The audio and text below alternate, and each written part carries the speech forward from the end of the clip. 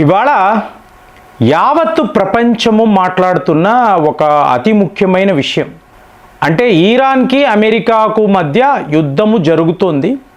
ఇప్పుడు అమెరికా వాళ్ళు విత్డ్రా అయిపోవాలని అనుకుంటున్నారు. ఒక అగ్రరాజ్యము కదండి, మోస్ట్ అడ్వాన్స్డ్ వెపన్స్ ఉంటాయి మీకు. ప్రపంచంలో ఎవరు ఎప్పుడు చూడని మీకు ఎయిర్ డిఫెన్స్ సిస్టమ్స్, పేట్రియాట్ అనండి లేదా థాడ్ అనండి, అంటే thermal high altitude area defence. So ఇలాంటి ఆయుధాలు ఉన్నప్పుడు అమెరికా వాళ్ళు ఈ యుద్ధాన్ని ఎందుకు గెలవలేకపోయారు? ప్రతి వాళ్ళు మాట్లాడుతున్న విషయం. సో ఇప్పుడు కంపారిజన్ అనేది స్టార్ట్ అయిందండి. ఎవరితో అంటే భారత్తో. మరి మనము ఇది ఎలా చేసి చూపించాం అంటే సిమిలర్ సిచ్యువేషన్ అండి. మీరు గమనించాల్సింది, అమెరికా ఎలాంటి ఒక పొజిషన్లో ఉందో భారత్ కూడా ఆపరేషన్ సింధూర్లో సేమ్ సిచ్యువేషన్, ఎటువంటి మార్పు లేదు.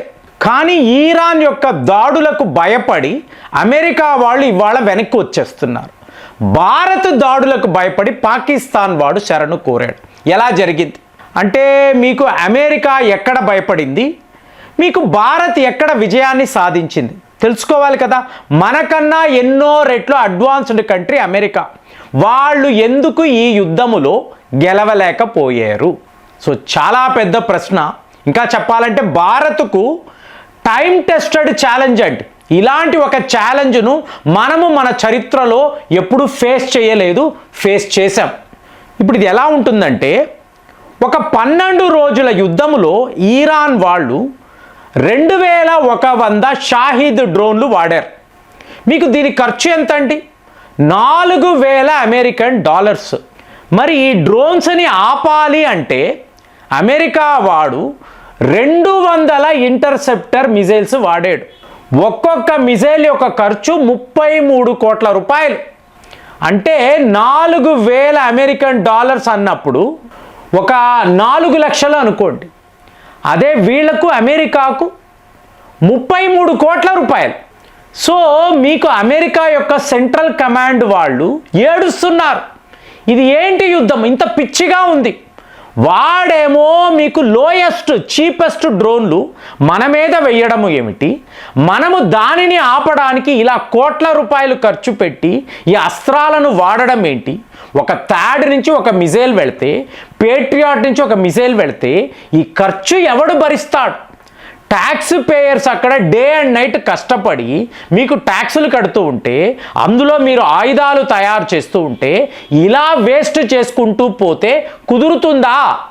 ఇప్పుడు ఇజ్రాయెల్ యొక్క ఫేమస్ ఐరన్ డోమ్ అండి, మీకు మినిమం టు మినిమం 10 కోట్లు ఉంటుంది ఒక మిజైల్. అంటే ఇరాన్ వాళ్ళు తమ వద్ద ఉండే చీపెస్ట్ డ్రోన్స్ అంతా వరస పెట్టి అమెరికా ఇజ్రాయెల్ మీద వాడుతున్నారు. దీనిని ఆపడానికి అమెరికా వాళ్ళు వేల లక్షల కోట్లు ఖర్చు పెడుతున్నారు. ఇది ఎక్కడి న్యాయం? సో దాంతో ఒక స్టేజ్లో వద్దురా బాబు, ఎందుకంటే మీకు 13 బిలియన్ అమెరికన్ డాలర్స్ ఖర్చు అయ్యే వార్షిప్స్ అక్కడ ఉన్నాయి. ఇబ్రహాం లింకన్ అనండి, జెరాల్డ్ ఫోర్డ్. పొరపాటుగా ఇరాన్ వాళ్ళు ఒక 200 డ్రోన్లు, చీప్ డ్రోన్స్ వీటి మీద వాడితే మీకు ఈ దాడుల్లో ఈ వార్షిప్స్ ధ్వంసమైతే ఆ నష్టాన్ని ట్రంప్ గాడు మీకు భర్తీ చేయగలడా? ఇంపాసిబుల్ కదండి, మీకు జరగనే జరగదు. సో ఇప్పుడు భారత్ ఏం చేసింది ఫ్రెండ్స్ గుర్తుపెట్టుకోండి, మే 8వ తారీఖు 2025 మీకు దగ్గర 600 డ్రోన్లు అండి. ఇందులో సోంగార్ డ్రోన్స్ అంటారు, టర్కీ వాడి చీప్ డ్రోన్స్. అలాగే చైనా వాడు పాకిస్తాన్కి ఇచ్చిన క్యామాకాజే డ్రోన్స్, సూసైడ్ డ్రోన్స్ అంటారు. మీకు లిటరల్గా 600 డ్రోన్లు భారత్ వైపు దూసుకొస్తున్నాయండి. సో ఇలా వస్తున్నప్పుడు దీనిని భారత్ ఎలా ఆపగలిగింది? మరి ఇప్పుడు ఇరాన్ వాళ్ళు కూడా అమెరికా వాళ్ళపై ఇదే కదా చేశారు. మనము చేసిన పని అమెరికా ఎలా చేయలేకపోయింది? వాళ్ళ దగ్గర థియరీస్ లేవా, ఎక్స్పర్ట్స్ లేరా, ఆయుధాలు లేవా? కానీ భారత్ విజయవంతంగా ఒక పని చేయగలిగింది.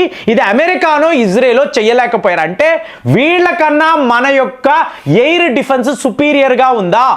అంటే మనకు మనం చెప్పుకున్నాం గొప్పలు, కానీ ఇవాళ యుద్ధ నిపుణులు మాట్లాడుతున్నారు ఇది ఎలా చేశారు వీళ్ళు. లిటరల్గా పాకిస్తాన్ అయితే 600 డ్రోన్లు మనపై సంధించారండి, మనము ఆపేమండి, సక్సెస్ఫుల్గా ఆపాం. ఎలా చేశాము? ఇప్పుడు ఇదే అందరూ మాట్లాడుతున్నారు. ఇప్పుడు మే 7వ తారీఖు మనము 9 టెర్రర్ సైట్స్ మీద దాడులు చేశాం, అవునా? అంటే వీళ్ళపైన మన విమానాలు మిజైళ్లు వాడామండి.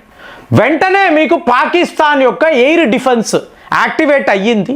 యాక్టివేట్ అయిన తర్వాత వాళ్ళు మనపైన క్రూజ్ మిసైల్స్ వాడారు, బాలిస్టిక్ మిసైల్స్ వాడారు, తరువాత వాళ్ళ వద్ద ఉండే డెకాయ్ డ్రోన్స్ కూడా వాడారండి. సో ఇక్కడ మన ప్లాన్ ఎలా ఉందో చూడండి. 6 లేయర్స్లో మనం వర్క్ చేసాం. ఆపరేషన్ సింధూర్లో మనము 6 లేయర్ స్ట్రాటజీ అనేది వర్కౌట్ చేసాం. మరి ఇదంతా అమెరికా వాళ్ళకు తెలుసా, ఇజ్రాయెల్ వాళ్ళకు తెలుసా? మనకు తెలియదు.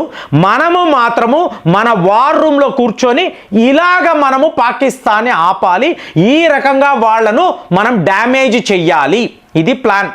సో 6th లేయర్లో ఏముంది? S-400ని మనం డిప్లాయ్ చేసాం. సో ఇప్పుడు S-400 ఏం చెయ్యాలండి? మీకు పాకిస్తాన్ యొక్క ఫైటర్ జెట్స్, అందులో F-16 ఉన్నాయి, JF-17 చైనా వాడి JF-17 కూడా టాప్ క్లాస్ ఫైటర్ జెట్స్.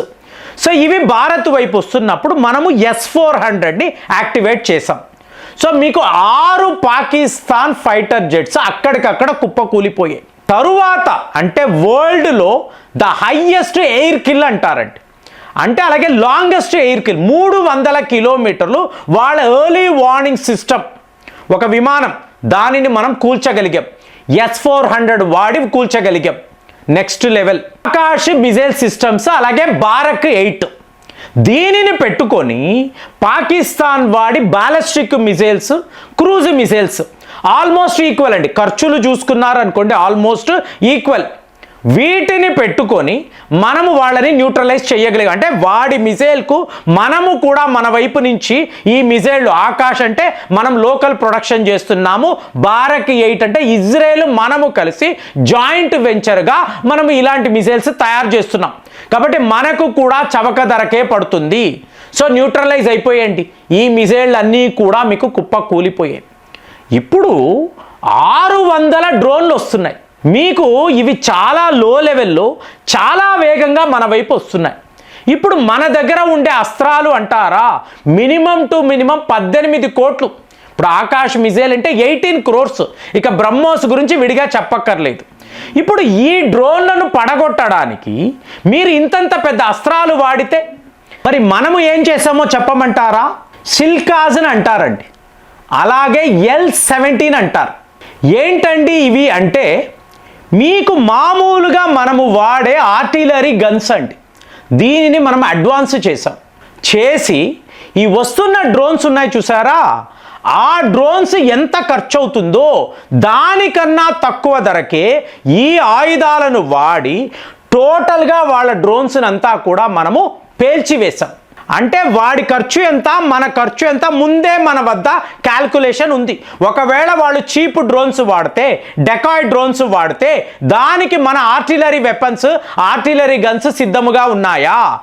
ఈ రకంగా మనం చేయగలిగేము. ఇంతకు మించి ఈ ప్రైవేట్ స్టార్టప్ కంపెనీస్ ఉంటాయి చూసారా, వాళ్ళు ఒక షీల్డ్ లాంటిది మనకు ప్రొవైడ్ చేశారండి, ఒక డోమ్ లాంటిది ప్రొవైడ్ చేశారు. సో ఇది మీకు వాళ్ళ డ్రోన్స్ని జామ్ చేసి అక్కడికక్కడ పడే విధంగా, అంటే భారత్లో స్టార్టప్ కంపెనీస్ 500 కంపెనీస్ ఉన్నాయండి. వీళ్ళు మన ఇండియన్ మిలిటరీకి ఇచ్చిన అత్యాధునికమైన ఆయుధాలను వాడి పాకిస్తాన్ యొక్క డ్రోన్స్ని అంతా కూడా మనం టోటల్గా డిస్ట్రాయ్ చేయగలిగాం. ఇదే అమెరికా ఇజ్రాయెల్కి భారత్కు ఉన్న తేడా. ఆపరేషన్ సింధూర్లో ఇది మనము చేసి చూపించాం. 600 డ్రోన్లను అంత బ్యూటిఫుల్గా 37 సైట్స్ వద్ద మనం ఆపగలిగేము, డిస్ట్రాయ్ చేయగలిగేము. అంటే మన ఎయిర్ సుపీరియారిటీ ఎలా ఉంది, మీకేమనిపిస్తుంది? కామెంట్స్లో రాయండి. మళ్ళీ వచ్చే వీడియోలో కలుద్దాం. జై హింద్.